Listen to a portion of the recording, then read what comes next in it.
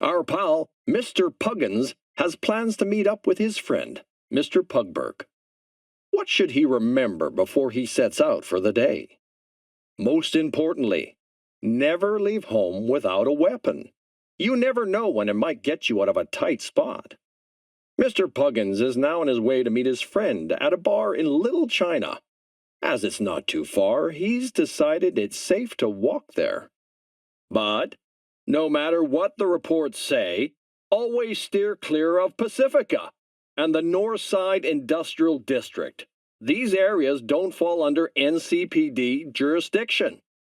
And before stepping paw outside the apartment, check the NCPD bulletin to see if any shootings have been reported and where. Welcome to Safe and Sound. My name is Sergeant Dobs, and today I'll tell you how to survive on the streets of Night City. But it's not long before he realizes his doggone mistake. Unless absolutely necessary, you should never walk around Night City. Instead, use the NCART Metro or private services such as Combat Cab. Oh boy, things take another rough turn for Mr. Puggins. It looks like Watson's been temporarily closed off by corporate security forces. But he's in a hurry to meet his friend, so he decides to leap over the barrier. Another mistake. Corporate forces have the right to open fire on any intruders without warning. Instead, Mr. Puggins should call his friend and agree on a new spot to meet. When choosing a new place, Mr. Puggins must make sure to suggest a location that isn't a known meeting place for gangs or other bad guys. At last, Mr. Puggins has reached his friend, Mr. Pugberg. Nice work, fellas. I sure hope they remember my advice on the way home. That's all for this episode of Safe and Sound. Stay alive out there. Welcome to Safe and Sound. My name is Sergeant Dobs, and today I'll tell you how to live in harmony alongside the Night City Police Department. Our buddy, Mr. Puggins, is on his way to work when he notices a police cruiser flash its lights behind him. But because he's in a rush to an important meeting, Mr. Puggins decides to ignore the police. This time, he promptly pulls to the side of the road and knows to turn off his engine, rest his head against the steering wheel, and place his paws behind his head. The officer tells Mr. Puggins to step out of the vehicle, but he only moves to stand next to the car. That's not gonna cut it. In this situation, you must lie down with your face to the ground and paws behind your head. If you don't do this on your own, the officer will be forced to assist you. Always follow this advice to enjoy a safe and problem-free relationship with your local law enforcement. That's all for this episode of Safe and Sound. Stay alive out there. Better think twice, Mr. Puggins. Under the Safe Streets Act, the NCPD has the right to open fire on any vehicle that refuses to pull over. Let's give him another chance. Second, whenever you can, share the road with someone. At the first sign of any nomad activity, Mr. Puggins should head straight back to the safety of the city, or risk becoming vulture kibble in a roadside ditch. Welcome to Safe and Sound. My name is Sergeant Dobs. Have plans to leave town? Then don't miss this episode. Poor Mr. Puggins has to make a trip outside the city. What should he know beforehand? First and foremost, never leave city limits without at least a week's supply of food, water, and chew-to canisters. Better to be safe than sorry. Third, remember to check the day's weather forecast for any sandstorm warnings. And last but not least, always be sure to have a valid border pass when you reach city limits. As you can see, the Border Defense Watchtowers made Swiss cheese of our dear, innocent friend instead of the nomad outlaws trying to invade our city. Speaking of nomads, Mr. Puggins will have to keep a sharp eye out once he enters the Badlands. Out there, he won't have the brave men and women of the NCPD at his back. As the police officer approaches the vehicle, Mr. Puggins decides he'd like to ask why he's been stopped. But before hitting the road, don't forget to extend a small token of your appreciation for the police officer's service. Wrong again, Mr. Puggins. It's the police who ask the questions, not you. Remember, never speak or make eye contact with an NCPD officer unless told to do so. Excellent. The officer has finished his search, and everything appears to be in order. Mr. Puggins is free to carry on. And make sure they're well armed, because sometimes bullets can be more valuable than water.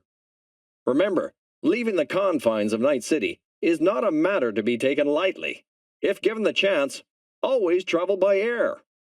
That's all for this episode of Safe and Sound. Stay alive out there. Welcome to Safe and Sound. My name is Sergeant Dobs, and today I'll show you how to feel safe in your own home. Our loyal friend, Mr. Puggins, has just moved into a new apartment. What should he keep in mind? And for you folks who consider no price too high for your safety, consider installing your own home turret system to take care of even the nastiest intruders. If you prefer the personal touch, hire a private security guard from a reputable corporation. It appears Mr. Puggins learned the hard way that any old gun for hire could shoot you in the back at the drop of a hat. Starting with the basics, he should make sure that he has the latest NCPD certified armored doors and blinds. Don't let your prized possessions fall into the paws of petty thieves. Also, it goes without saying, a home surveillance system is essential hardware to keep an eye out for suspicious activity. Last but not least, invest in a Kevlar vest. With an added layer of protection available at all times, Mr. Puggins no longer fears the occasional stray. Bullet, that is. And, of course, Mr. Puggins cannot forget the security of his local micronet. You wouldn't want to give a nefarious netrunner access to your washing machine, would you? Now, with everything in place, Mr. Puggins can finally sit back and relax. After all, there's no place like home. But in the event any criminals do get inside your home, it's always smart to be prepared. That's why Mr. Puggins keeps a weapon in every room, always within arm's reach. That's all for this episode of Safe and Sound. Stay alive out there.